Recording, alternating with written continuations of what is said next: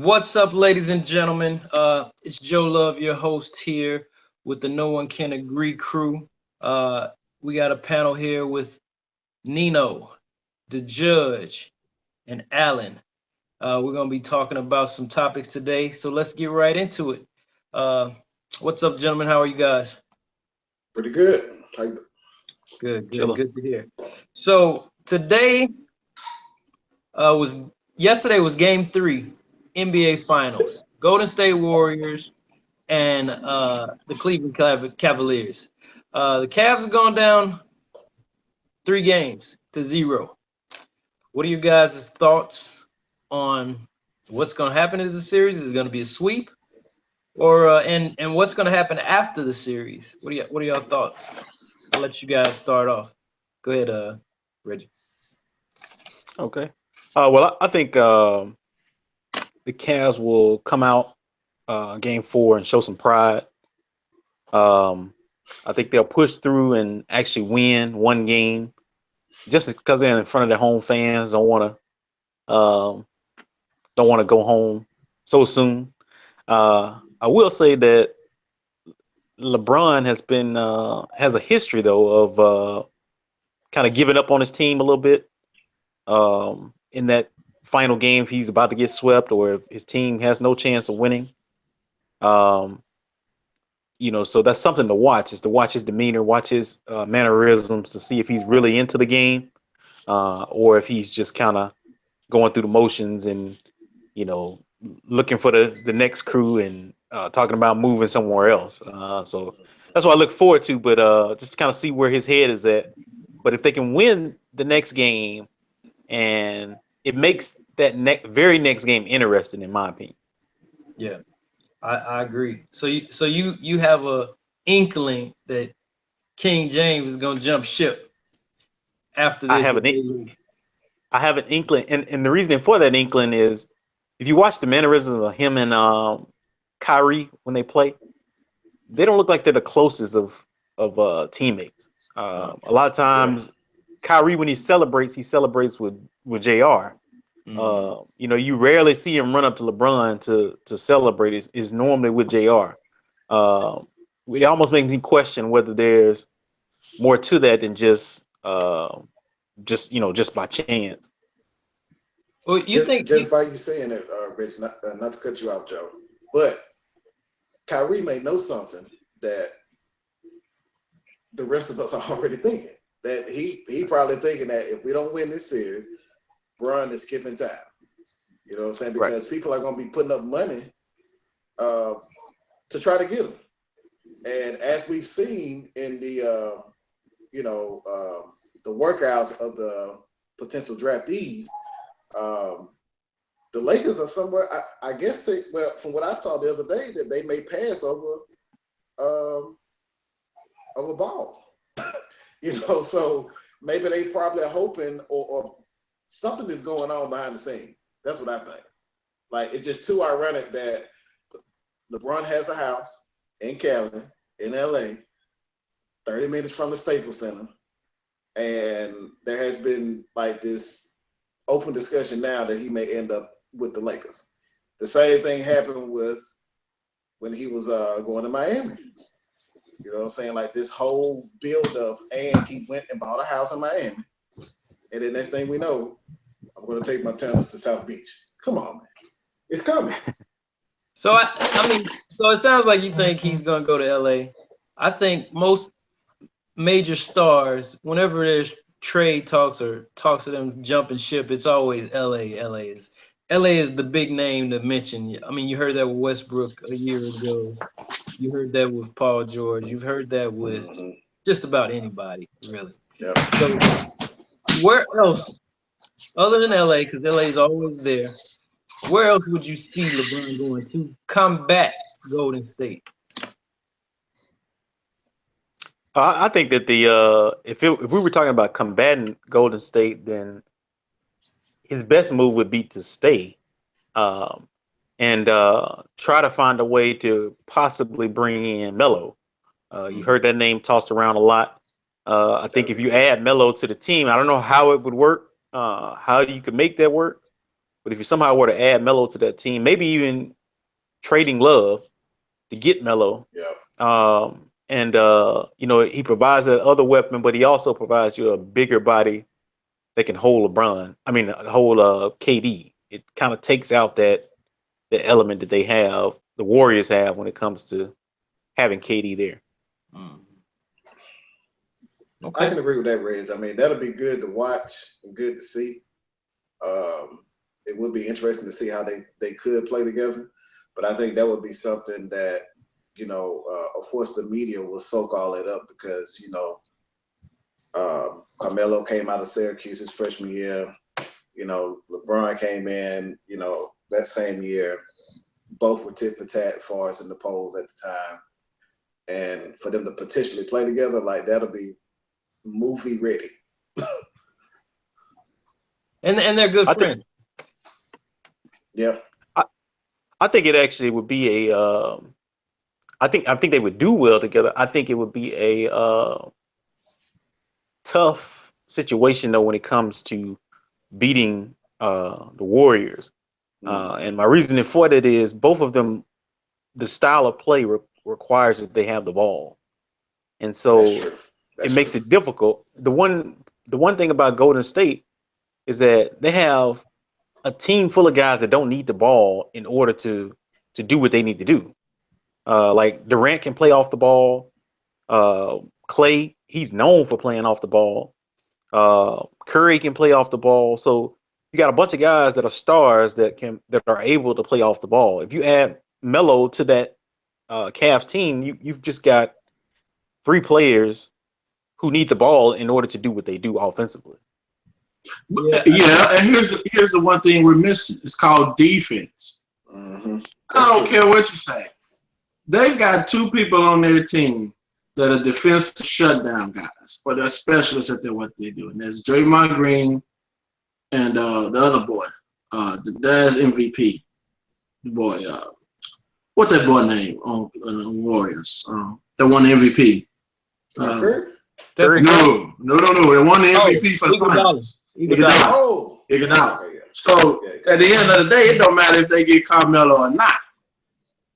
Defense is where it's at. So Carmelo can't stop KD. Really can't nobody stop KD. Just like can't nobody stop LeBron. But defense. What do you think about Paul George maybe joining forces with LeBron? How do you think that'll work out? He has a much better defense than a couple of guys we've met. I mean, Melo is all offense. He's a great scorer. He'll give you that, but he's not known for his defensive prowess.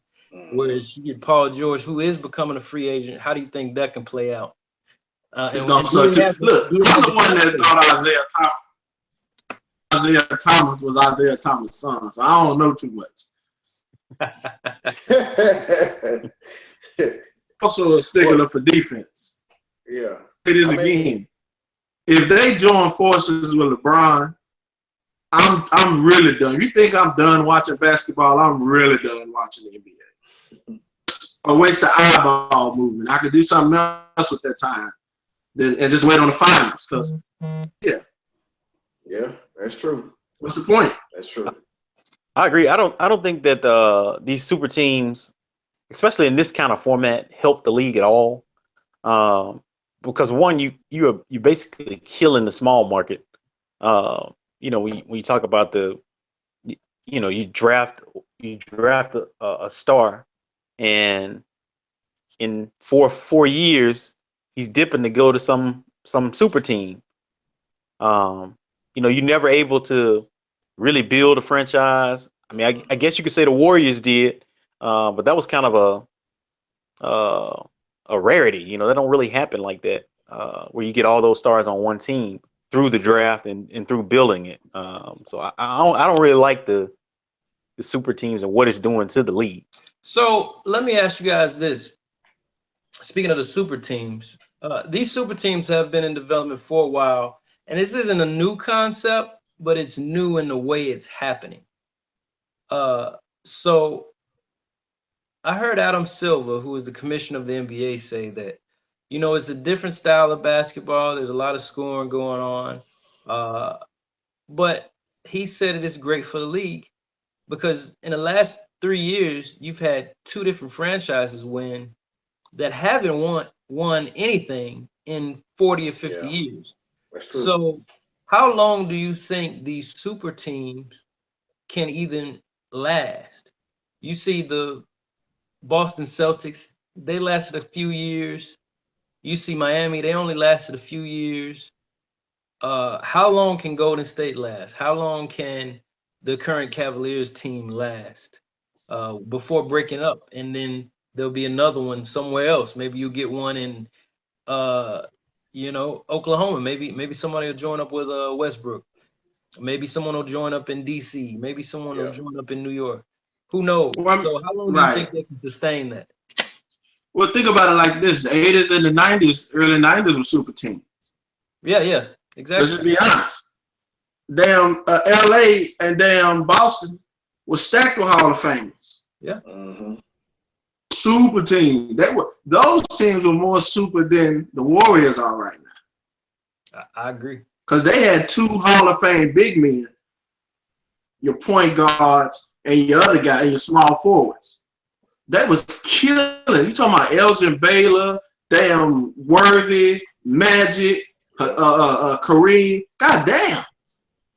I mean, come on. And then you look at Boston, AC Green. McHale, Bird, all them cats.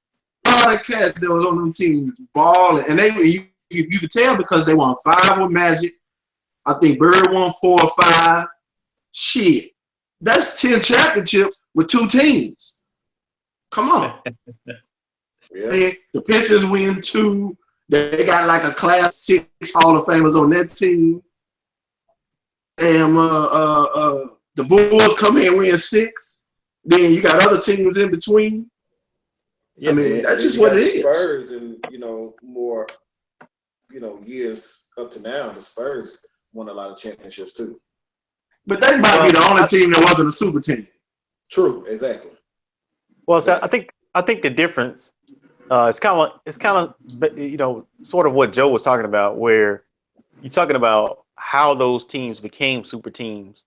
When you're looking back in the past, I mean, honestly, you could call a lot of the teams, every team that won was a super team to some degree. But as far as how they came together, it wasn't some orchestrated, hey, let me call my boy. We're going to go here. We all going to get here. We're going to have 3 stars here. That's not what happened. It was a owner or a GM saying, we trying to build this team up. Let's go get this guy and let's go get this guy. In some cases, it was actually through the draft. They just built a team up through the draft. Like if you think about the Spurs back when they had David Robinson and Tim Duncan. Duncan. John Elliott. Yeah, I mean that was Sean Elliott. that was built up. Yes, sir. That was just built up through the draft. It wasn't, but you could call it a super team. The team was good. But the Warriors were built up through the draft. So I agree. Yeah. right. Well, I think the power shift between the player bargaining agreement just took that power from the GMs and the owners and moved it to the players, where the players are able to now say, "Oh, I want to do this," and they have their own agendas basically, and they're kind of moving it. So it's come to a players. I don't know if that's a great thing or not as far as competition goes, but some people are happy that the players have that choice now to able to kind of make their own destiny, so to speak. But I think the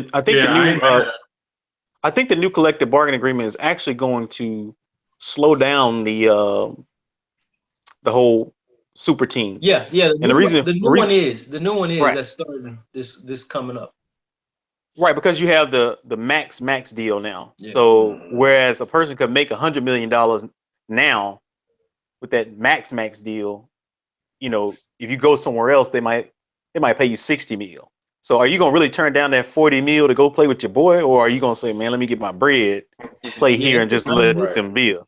To be honest, these deals could be even bigger than that. Right. I mean, you see Conley in the small market in Memphis getting a $200 million deal. Right. And Tristan Thompson.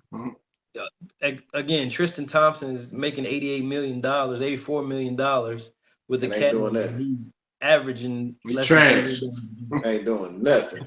I can get at least 2 rebounds. You know what I'm Shit. saying? I can get 2. I can do that. 2 rebounds, 2 assists. I can do that. I can do that. Let me get you guys to vote. NBA Finals. Is it going to be a clean sweep, or is Golden State even going to win, or is it going to be Cavs in 7? I've seen that tweet. Should be a sweep. Should be a sweep. Yeah, it should be a sweep. If the Cavs do pull off this next game, whatever, Golden State gonna win the game after that. Then that's it. Yeah, Durant won't let. Durant won't let. Yeah, they gonna make sure Durant get this ring this year so he can sit down somewhere.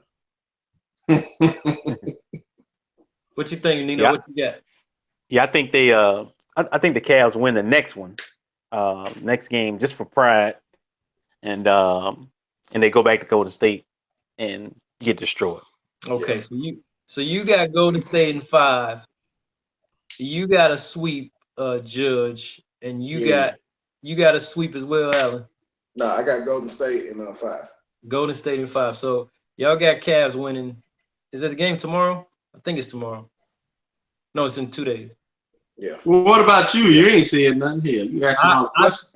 I really think it's going to be a sweep. I think they're going to break the record for most playoff wins consecutively, 16-0. I think they're going to do it. I think Kevin Durant is going to be the MVP of the finals. They're going to have their ring, and everybody's going to go back to the drum board and figure out how to beat these guys. I will say that's the only wrench that's in my prediction, is that they're playing for history and going undefeated throughout the playoffs. So that kind of gives them some extra incentive to go ahead and finish it off. Yeah. Okay, so moving on to a more serious topic. The London attack this past week. We saw London Bridge.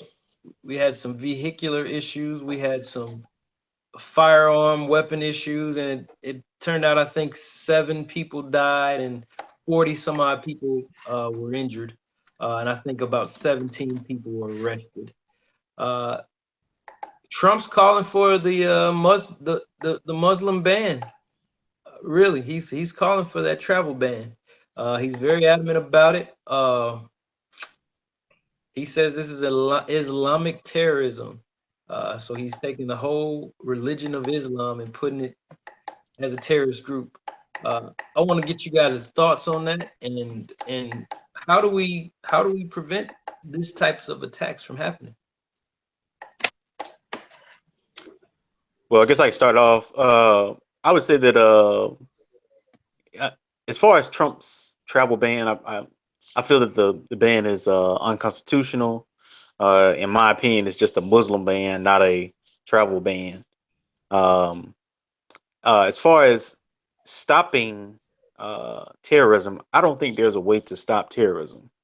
In my opinion, when one terrorist is killed, there's another terrorist who has been grown up through the ranks to replace him. I think the way that we prevent terrorism, in my opinion, or try to prevent terrorism, is that I'm a supporter of gun rights. I don't think that the answer is reducing guns. I think that the answer is increasing guns. For instance, and I always bring up this analogy, rarely do you see acts of terrorism in or any kind of a crazy terror in the state of Texas. Now you do see it; it does happen. There are occasions, but the reason why I mention that is because, for instance, if I have ill intentions and I just want to kill as many people as possible, and so let's just say I run up into some church to shoot somebody. What church am I going to go to? Am I going to go to a state that doesn't allow guns? You can't openly carry guns. Or am I going to go to the state where it might be 100 people in there that's carrying their own pistol? I'm probably gonna go to the state where it's where you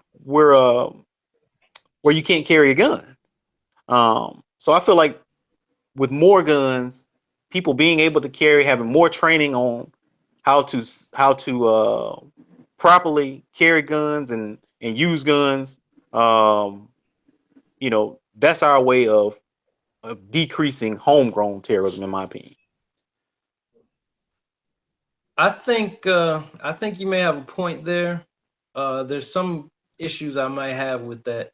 Just for saying, I don't think terrorists are actually thinking about that per se. Well, let me jump in. How about this? Yeah, go right ahead. Here's what we know, right?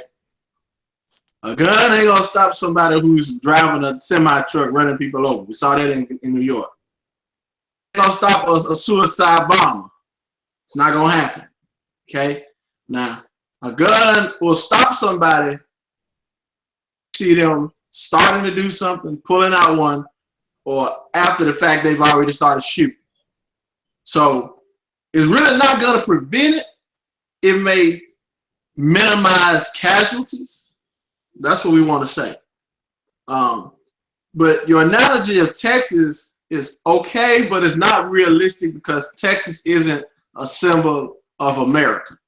That's why New York and California is most often your places. Yeah. The only time I seen a terrorist act in Texas was Fort Hood. That was Islamophobic type of thing. The only other terrorist thing I saw was probably that crap going on in Waco or something, with the cult thing going on. I consider that to be terrorism. Yeah. But you're not going to find, like the Muslims here that I've noticed, they put hits out on the imams at these mosques. They're not running around trying to take out a bunch of Texans. Mainly, one, because of what you said. We gun-ho happy out here. But two, because it's not, the impact is going to New York. The impact is going to California, where they can move around freely and live. Yeah. You can't do half the shit that they did in them places and get away with it over in Texas. We nosy. You can't grow pot in your house. Somebody gonna tell you. But over in Europe, it's their borders aren't like ours.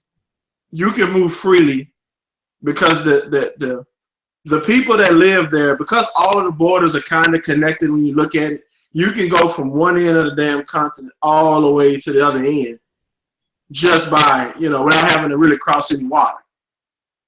If my memory serves me correctly. Oh, that's correct. And so technically you don't have a bunch of border gates that you have to go through. You kind of just jump in borders as you go. You know what I'm saying? It's the old Roman borderlines, shit. And so that's what you're dealing with. So it's difficult for them. Plus, the other thing that they've done over the course of hundreds of years, if they've ridiculed Muslims to the point to where they've always done this. First of all, they try not to say this, but between the British and the French and all them, they've ridiculed Muslims for a long time. And it goes far back to the Inquisition, right? Where they were sending out and taking out all those Muslim folks. So it hasn't changed per se.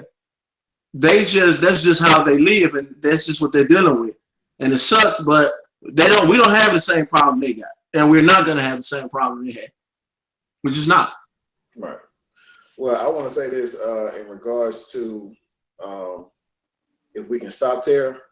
I don't think we can. Even if you stop it on one level, meaning with guns, there will be other forms of terror. Mm-hmm. It will, range from chemical to terror through the internet, meaning all of our records and everything else will be gone. That's a form of terror or an act of terror or whatever. And with this Muslim ban, I mean, there are people that work for the United States government that are Muslim. So are you banning them as well? Are you banning those who have been stationed in other countries that actually live and work there? Are you banning them people as well.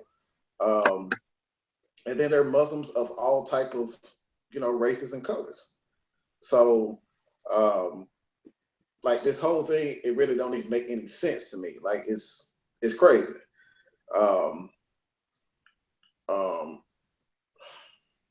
I don't know if we in our lifetime will ever see a year, 5 years, or a decade where things like this will not happen.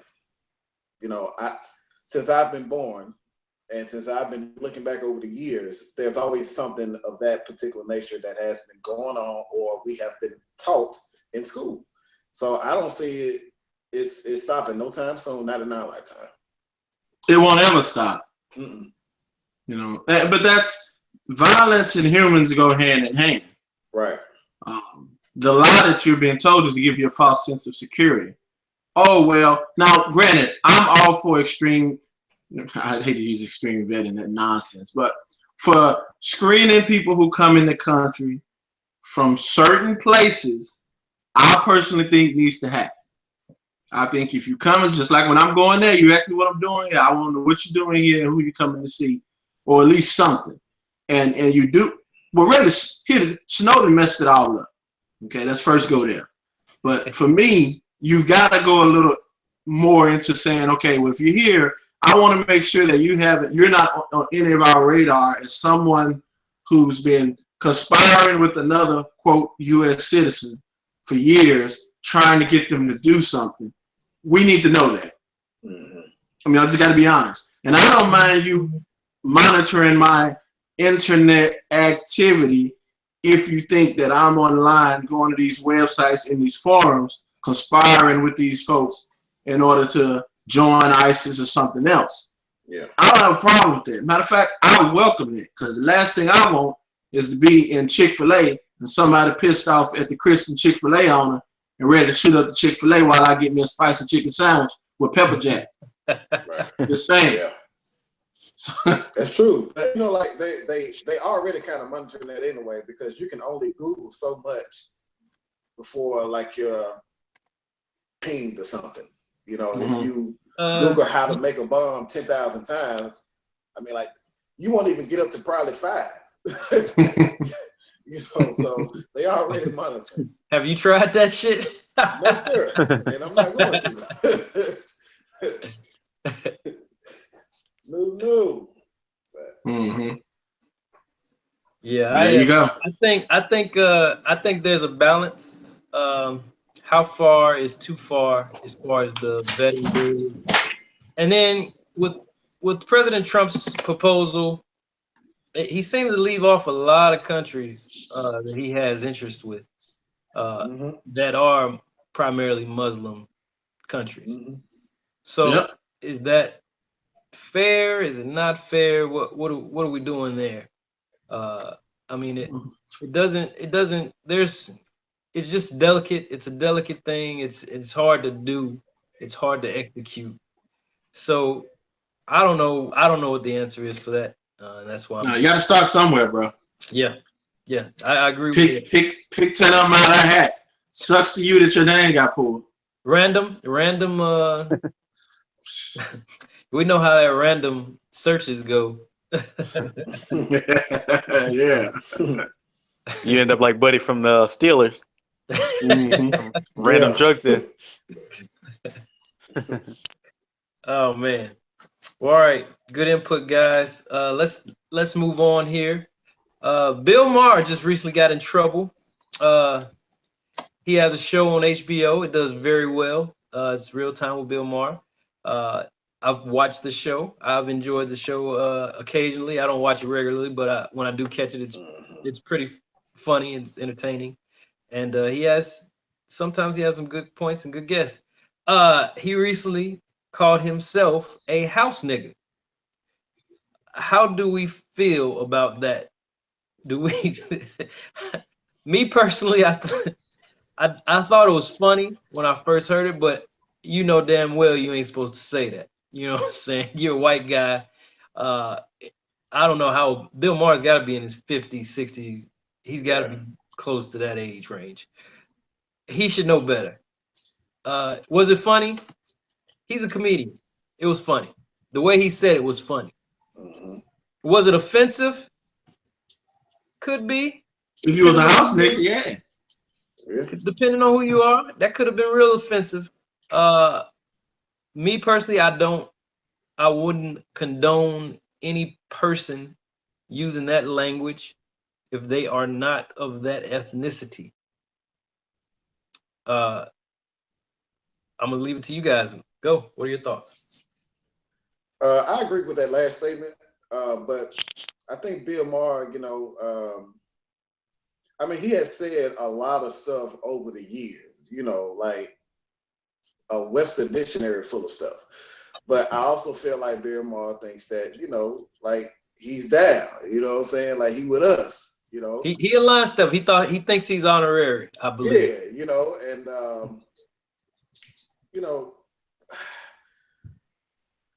it's like how man, I'm trying to this is not a good example, but when Vanilla Ice came out, Vanilla Ice wanted to be down so bad that he would do anything to be down. So it's like Bill Maher, he loves black women. Matter of fact, he's dating one again. He's dated several. Probably going to end up marrying one if he ever decides to get married again, whatever. But I mean, now I can give him this. He always speaks the truth, but he does things to me, in my opinion, to make him seem a little bit more down and cooler than what he probably actually is. And so probably around his friends, that was more accepted, like his close peers or whatever. And then for him to just say it on television, like that's not the first time he has said that. He's probably said it several times, outside of the media with his, his inner group of people. What you think Bill Maher sitting around talking about? What do y'all think about the niggas? No, man, I'm pretty sure he has. I wouldn't put it past him, man. Nah. I have had that happen to me. Like when I was in high school, there was one guy who thought he was just so down, and everybody else introducing each other like, "What up, nigga? What up?" And he come up, "What up, my nigga?" And we like, "What the fuck?" Like, no, that doesn't go down. He pulled that Jackie Chan in Rush Hour. Yeah. So I just think he feel like he can do that, because of his peer group problem. Yeah. Well, I'll say this. My view on it is I really don't give a damn. Like, I mean, at all. Like, for me, it's just a word. I'll use this example. It's like when you see if your wife is talking to one of her friends and she say, "Bitch, you stupid." I mean, you don't look at your wife and be like, "Oh, y'all got beef right now?" Like that's not how you look at her. You understand the context in which the word was said. And so, just like Joe said, the joke was funny. Yeah. Hell, I was laughing when I heard it. He used the right context. I was surprised he knew the context and how to use it. I say he used it before. That's what I'm saying. Right. I mean, he used the right context. The shit was funny. He's a comedian. That's his job, to make people laugh. I just don't have that PC mentality of, oh, he racist. Like, people calling for him to lose his job. Come on, man. Not gonna happen at OHBO. It's just not that serious. Now, I will say I do think, like Joe said, that he knew that he can't say it because the PC media or PC crowd was gonna be all over him about what he said. But the shit was funny, and like it's 2017, man. At some point, we gotta let it go. Like, so you think it's just a word? You think that as Black people, and I don't want to say community, but as Black people in general, we give too much power to that word? Way too much power.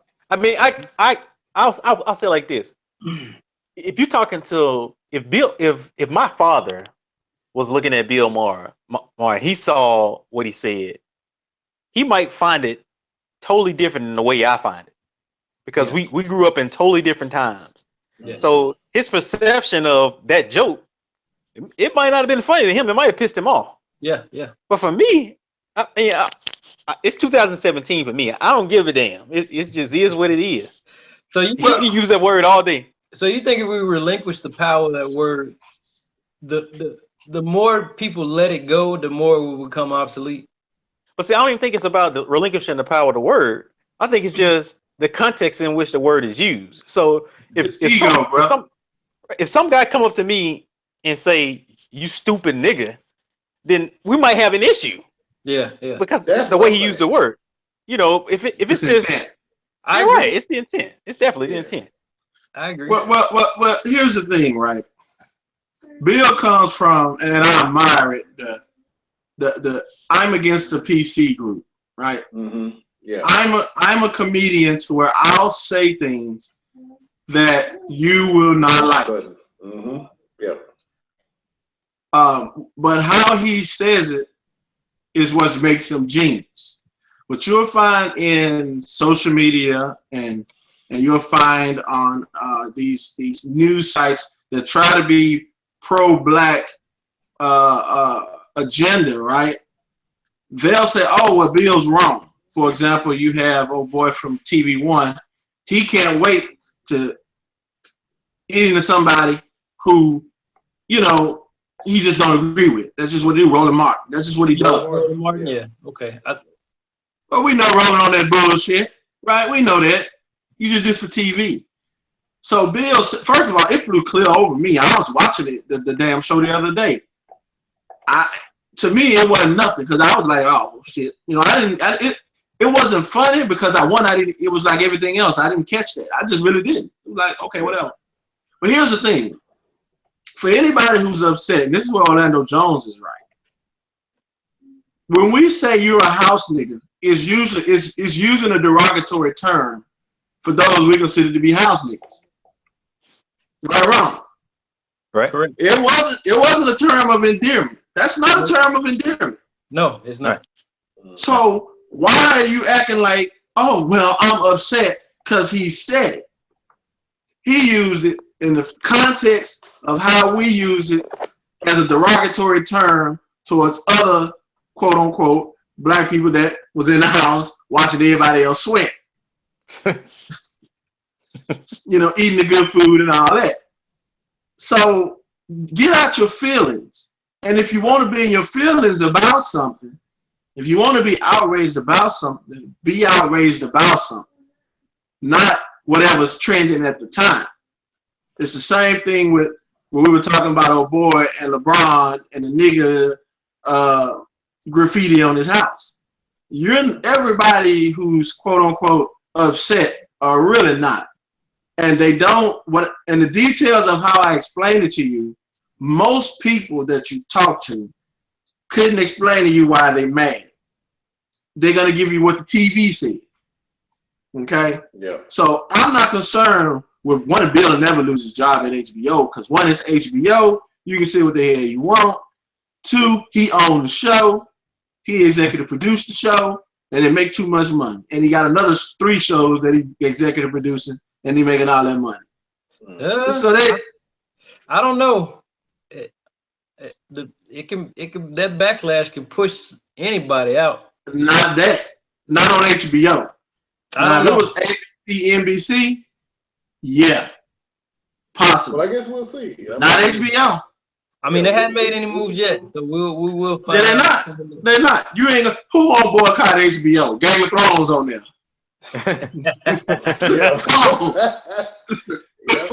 I'm definitely tuning into Game of Thrones. Definitely. Okay, so let's stop the madness. I want to say this too.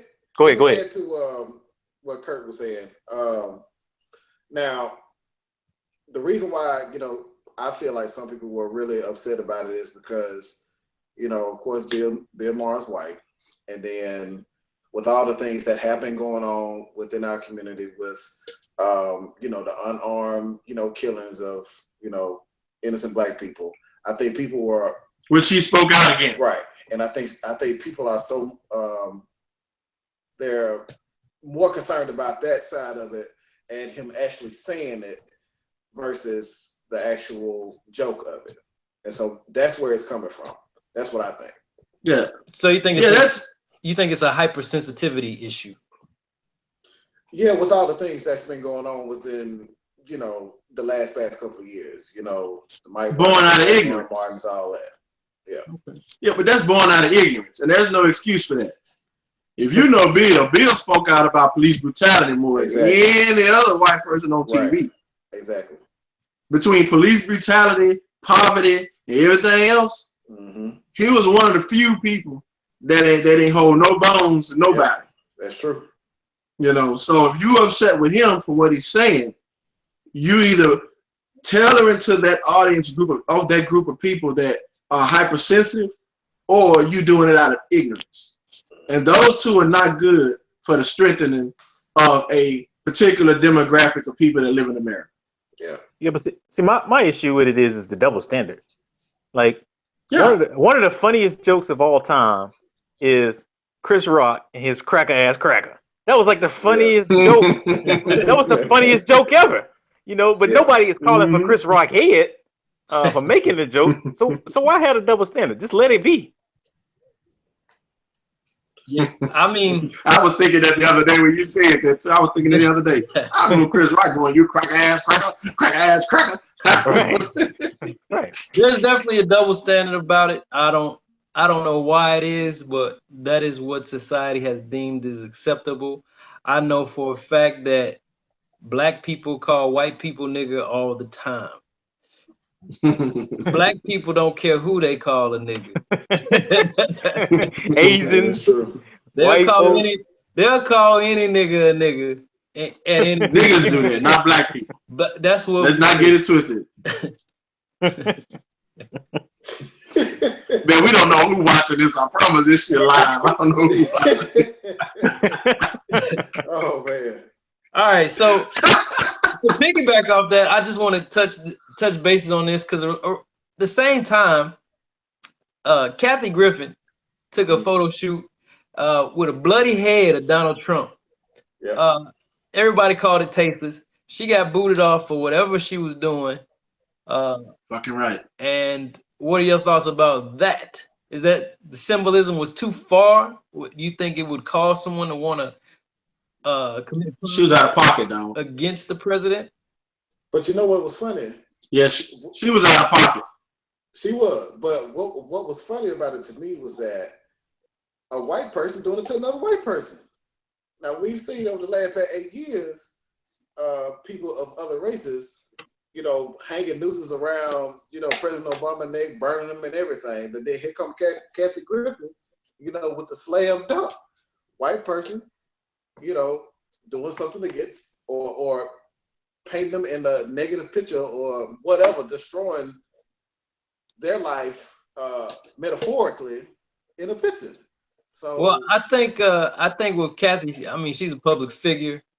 You get random people just in doing all life kinds in of general, just doing any damn thing they want to do. So there's always going to be that. right. But Kathy Griffith, she's in a public place.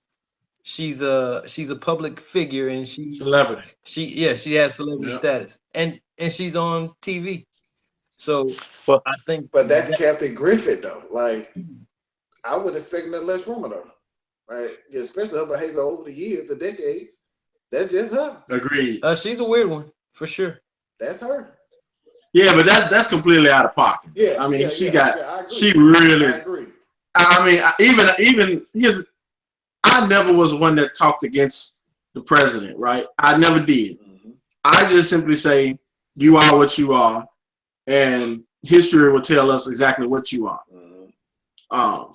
But for her to go and say, oh, well, let me sit here and go through all this bullshit and take time to hold her head up and take a photo, and somebody talk her into that, right? Be crazy. Right. And I'm good. Well, she thought she was going to get away with that shit? Come on, man. But yeah, she did. Nothing to get away with that She one. thought. Yeah, she thought because people knew who she was. You know what I'm saying? Like, they knew she is over the top. And so with this one, she was like... She didn't know her liberal audience was going to be mad. That's true. She didn't know the liberals were going to be pissed off, too. That's what it was. She didn't know. I probably thought this was going to skyrocket her career. She know now, goddamn it. See, I think it's a fine line when it comes to a comedian. And you have to know where that line is. You got to know where to draw the line in the sand. And when it comes to like really going in on somebody's kids or death, like you taking it to a totally different place. And what I would have advised her if I was around her, because like he said, somebody there had to say, you know what, this shit might not be right. You might not want to do this. You might not want to do this. Somebody had to say that. But I would advise if just place her in that position, holding up Barack Obama's head. Yep. Like That's where that would have gone, where that narrative would have gone. Like it's just a fine line. I think she went. I think she went over the line. That's why I said it was funny to me to see a white person do that. You know what I'm saying? Like why? Like you think that's new? I haven't personally seen that. Like in my lifetime, I haven't seen that. Now maybe no, in movies. Race ain't got nothing to do with taste. Nothing to do with it. I don't think it's the color line between not liking them. I think plenty of people don't like someone in their own race. That's true, but I'm just saying, like for her to do that though, like she's making it very known that she does not like Donald Trump. That's true. I just want to know who was the sick ass person that thought it was funny though. Who's the photographer? Her and the editor. That's what I want to know. She thought it was funny. Obviously, she didn't consult that many people on this. Nope. I'm like, baby, you gonna cost yourself at least $2 million. Oh, yeah. She didn't lost a couple chips. She didn't lost a couple bags. She's not getting that bag no more, man. She didn't lost a couple. I've been like Blue Boy. Don't show my face. Man. Oh man. All right. Stuff I can't get with. All right. So last topic of the day. We're gonna go over this. FBI director, or I'm sorry, former FBI director, Comey had his I want to call it an interrogation today. It was a live hearing, and he let some things go about a conversation that he had with the president and what he thought his feelings were about that and what he thought the president was directing him to do. I've watched a little bit of it. I didn't watch the whole thing, but you guys, I'm sure you guys have checked it out. I know Nino had drinks and popcorn watching that thing. So go ahead, guys. What do you guys think about what was put out, and what do you think is going to happen with the information? Well, I'll kick it off. I'm gonna say I'm gonna play a little devil's advocate here to some degree. One major question that I would have is if Comey felt some kind of way about the conversations with Trump, then why would you have 9 separate conversations where a large majority of those conversations are in a setting where it's just you and Mr. Trump or President Trump? At no point do you feel the obligation? Now, he did go to some superiors, but they weren't his direct superiors in his line of chain. So it almost draws you to, if you are a supporter of Donald Trump, it would draw you to, well, how can we truly believe James Comey in his testimony when he has all these separate conversations? Like, how many conversations does it take for you to realize that, or to feel like this might not be right? And if you feel like it's not right, then why do you continue having those conversations? Well, I'll answer that just to kind of combat that. I would probably say, if the newly elected president of the United States wants to have a private conversation with you, I don't think you would say no. Turn it down. I don't think. Okay. All right. So you don't say no to the conversation privately, but you Correct. then, once the private conversation is over, immediately feel the need to go and write down everything that was said in those conversations, as if you already know that there's something fishy about the conversation. So if Yeah, you I feel that mean, there's some, so if you feel that there's something fishy, then why aren't you going to your superiors to explain that you've had 9 conversations with the president, as you state? and that I can't answer. I know he said that he did not feel comfortable. Mhm. And so that's why he started writing that stuff down. He did not feel comfortable with those conversations.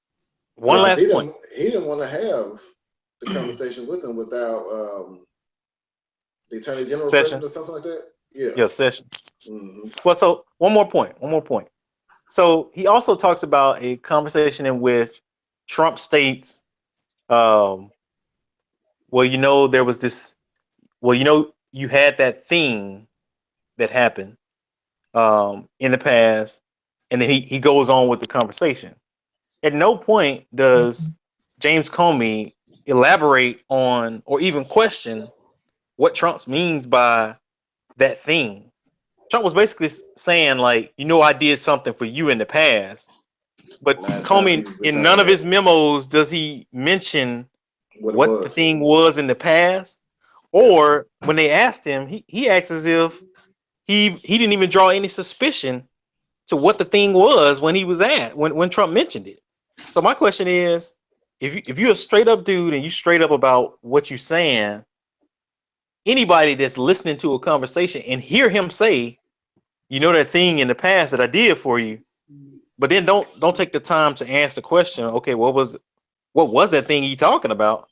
Obviously, you already know what that thing is. So why didn't Comey say what the thing was? Is that something that might be holding him to some kind of a fault in all of this, or that would damage his credibility? I see where you're going, Reggie. I mean, Oh, Nino, you I good? You see good? where you're going. I see where you're going. I can agree with what you just said. I mean, that when he was saying that, I kind of felt like, well, if you know, then say it. Right. But um, clearly, he's media trained to the highest level Right. because every question that they asked around that arena, like his answers were like very specific and kind of vague. Right. But I mean, he handled himself very well in all of those. I mean, some of those questions, man, I was like, I don't even know how he done it. Like, I don't even know how he was able to answer the way he did, because I would have messed up. I would have went ahead and said what I needed to say anyway, even stuff that was probably classified because That's of some of fine. the questions. Right. Like some of the questions were like very specific, and then you got 4 or 5 people asking you the same question in a different way. Like, that would have tripped me up. But he did a good job. That's all I can say about that. Probably because you'd have been lying.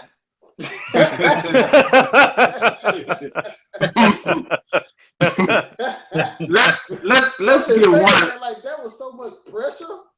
You know what I'm saying? Like, I'm sitting back listening. I'm like, I don't even know how he's making it through it.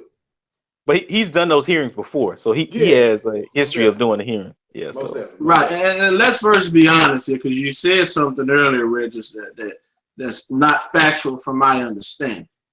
Again, what's that? one, I'm not biased. I'm not a Democrat. I'm not a Republican. I'm not a liberal. I'm not a conservative. I'm none of that shit. And I can agree that most Americans aren't. They just only vote one way or the other. Mm-hmm. I think So you're right.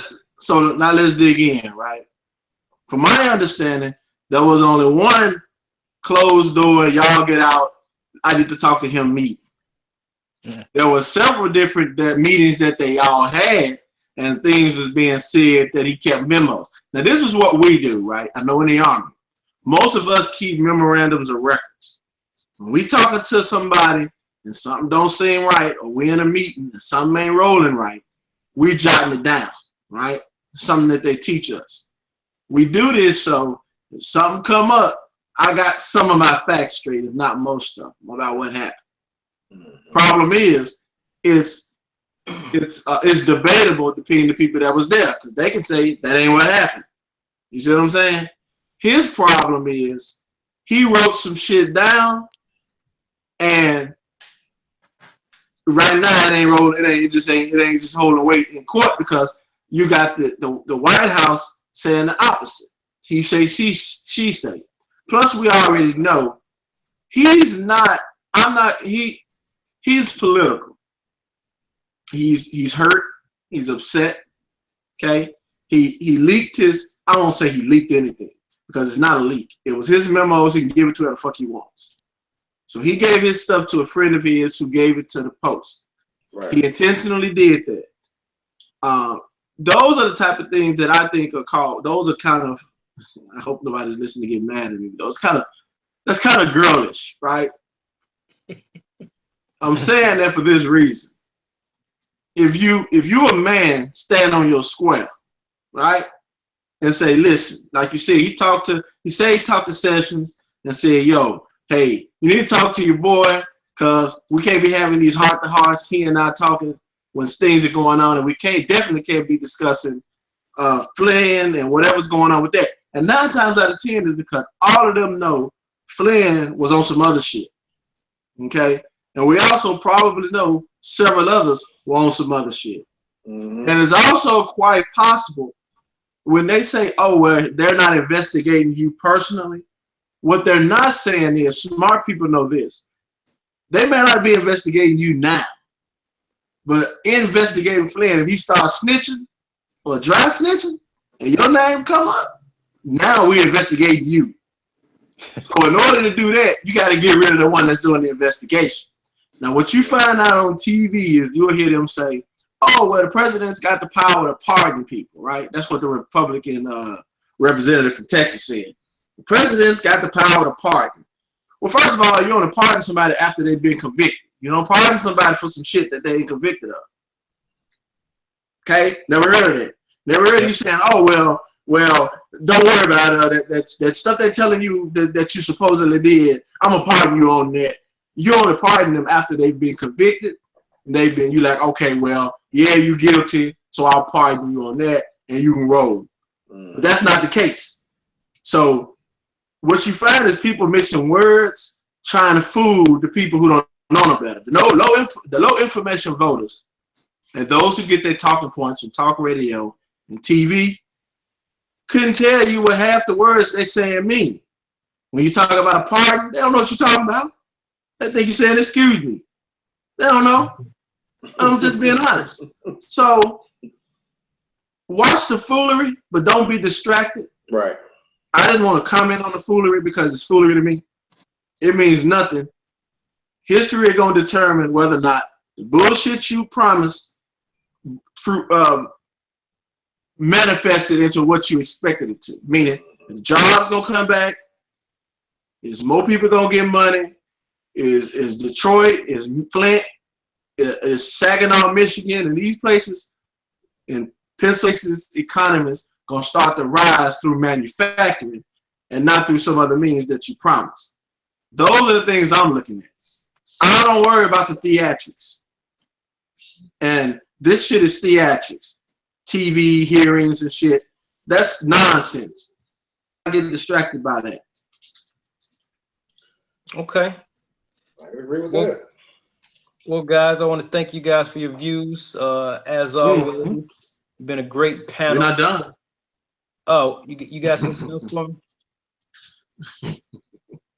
No. I thought we was going to. No. We won't go there. No, by all means, you got the floor. Oh, I don't have the floor. We was just going over topics. Yeah. I mean, did you have another point? No, I have no points. Okay. Well, thank you guys for watching. I see the comments there. That guy, Cardo, appreciate you for tuning in. And everyone else at home, just be sure to catch this. This is live, but it'll also be up on YouTube on the All Stars Media channel. I'm Joe Love. For Nino, Judge, and Alan, we're All Sides Media. We'll be back next week. Thank you, guys. Keep checking in.